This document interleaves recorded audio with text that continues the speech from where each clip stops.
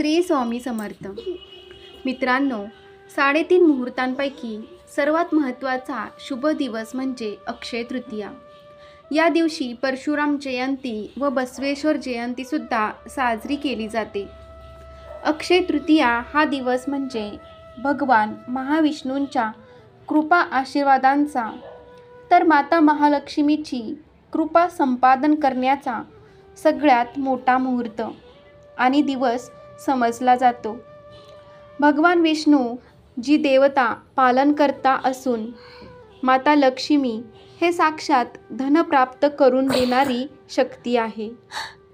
त्यामुळे त्या दोघांच्या कृपा आशीर्वादाने जीवनामध्ये नेहमीच सुख समाधान, निरंतर समृद्धी आणि आर्थिक प्राप्ती होत असते.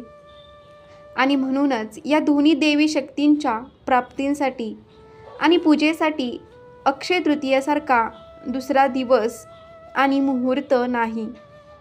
तसेच या दिवशी आपल्या पितरांच्या आशीर्वादांसाठी सुद्धा प्रार्थना केली जाते आणि आपल्या पितरांचा आशीर्वाद घेण्यासाठी नैवेद्य दाखवला जातो. अक्षय तृतीयाचं काय बरं आहे महत्त्व? या दिवशी कोणत्या गोष्टी टाळायच्या आणि कोणत्या गोष्टी करायच्या, या सर्व गोष्टींची माहिती आपण आजच्या भागामध्ये करून घेणार आहोत. तेव्हा व्हिडिओ अगदी शेवटपर्यंत संपूर्ण पहा. यावर्षी अक्षय तृतीयेचा दिवस आलेला आहे शुक्रवार 10 मे 2024 या दिवशी. आणि या दिवशी ज्योतिषशास्त्राच्या दृष्टीने सुद्धा मोठी घटना आहे. या दिवशी सूर्य त्याच्या उच्च राशीत म्हणजे मेष राशीत आणि चंद्रसुद्धा त्याच्या उच्च राशीत म्हणजे वृषभ राशीमध्ये असणार आहे. या दिवशी शुभ शकुन म्हणून सोनं चांदी याची खरेदी केली जाते.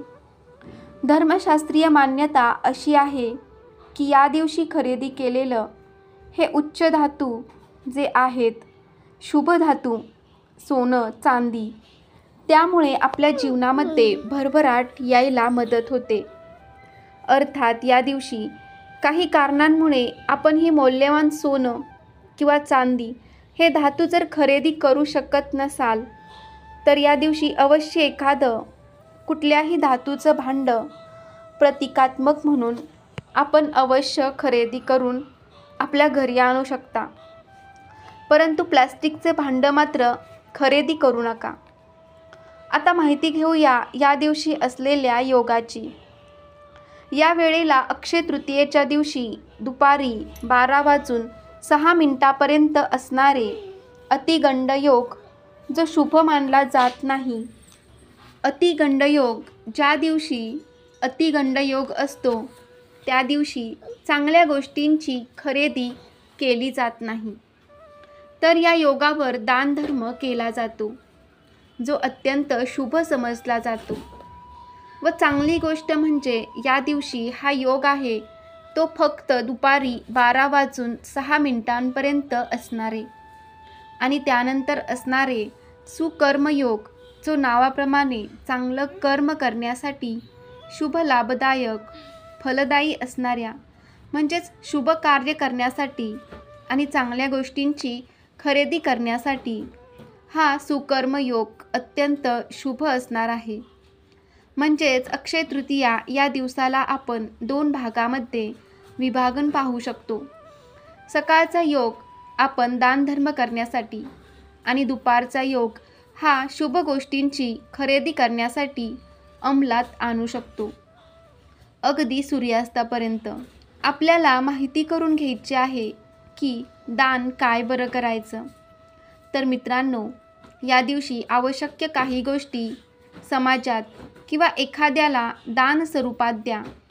ज्या वस्तू त्या व्यक्तीला उपयोगी पडतील अशा वस्तू ज्या त्या व्यक्तीच्या गरजेच्या आहेत, ज्यामध्ये भांडी असतील, कपडे असतील, औषधे असतील किंवा अभ्यास करण्याची असलेली वह्या पुस्तकंसुद्धा असू शकतात.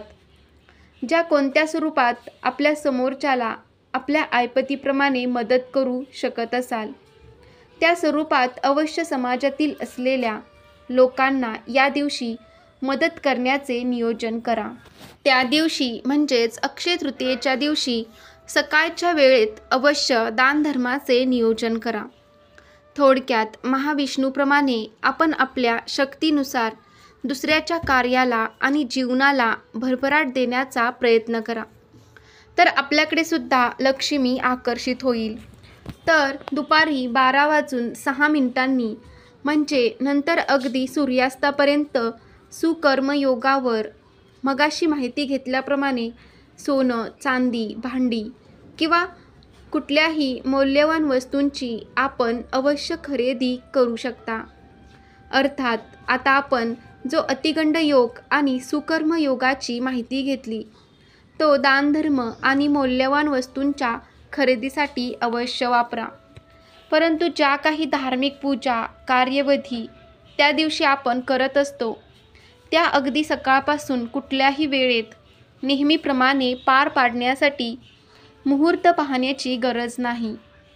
वैशाख शुद्ध तृतीया हा तृतीया म्हणजे अक्षय तृतीयेच्या शुभ मुहूर्तावर केलेलं कार्य हे निश्चितपणे यशस्वी होतं आणि केलेलं पुण्यकर्म हे कधीही न संपणारं असं अक्षय पुण्य आपल्या पदरी पाडून घेता येतं. आणि म्हणूनच या दिवशी पुण्यप्राप्तीसाठी मुद्दाम काही धार्मिक कार्य जसं की भागवत पूजा मंत्र पाठ केले जातात. या दिवशी केलेल्या दानधर्माचे महत्त्वसुद्धा फार मोठं असल्याने समाजातील दुर्बल घटकांना मदत मिळावी म्हणून सुद्धा दानधर्म करण्याचा हा सुंदर तिथीचा दिवस. तसेच या दिवशी आपले विचारसुद्धा चांगले सकारात्मक असायला पाहिजे आणि बोलणंसुद्धा तसंच गोड आणि सुंदर. शुभ तिथीवर केलेल्या कुठल्याही पुण्यकारक कार्याचे पुन्हा हे कधीही न संपणारं असतं, ते अक्षय असतं असं आपलं धर्मशास्त्र सांगते. आणि म्हणूनच या दिवसाला भारतीय समाजात फार महत्त्व आहे. महाराष्ट्रामध्ये लोक या दिवशी त्रेतायुगाचा आरंभ झाला असं म्हणतात, तर उत्तर भारतामध्ये या दिवशी सत्ययुगाचा आरंभ झाला या अक्षय तृतीयेच्या मुहूर्तावर शेतकरी बांधव आपल्या शेतीच्या कामाचा शुभारंभसुद्धा याच दिवसापासून करतात. महाराष्ट्रामध्ये या तिथीला आखिती असे म्हणतात. आता माहिती घेऊया या दिवशी धर्मकार्य आध्यात्मिक कार्य म्हणून आपण काय करू शकतो.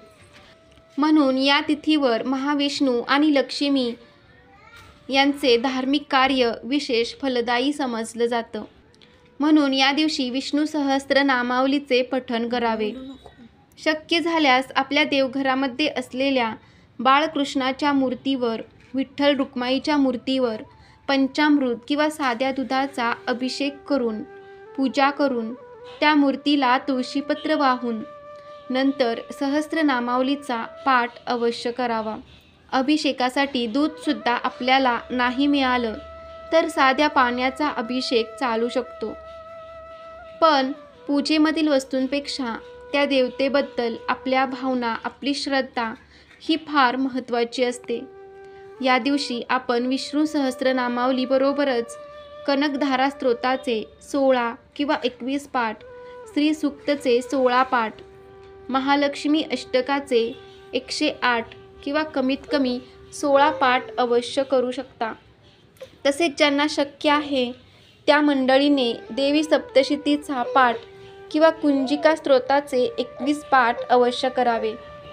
तसेच महाविष्णूंना अतिशय प्रिय असलेला गजेंद्र मोक्ष किंवा व्यंकटेश स्तोत्राचे सुद्धा 21 पाठ या दिवशी करू शकता.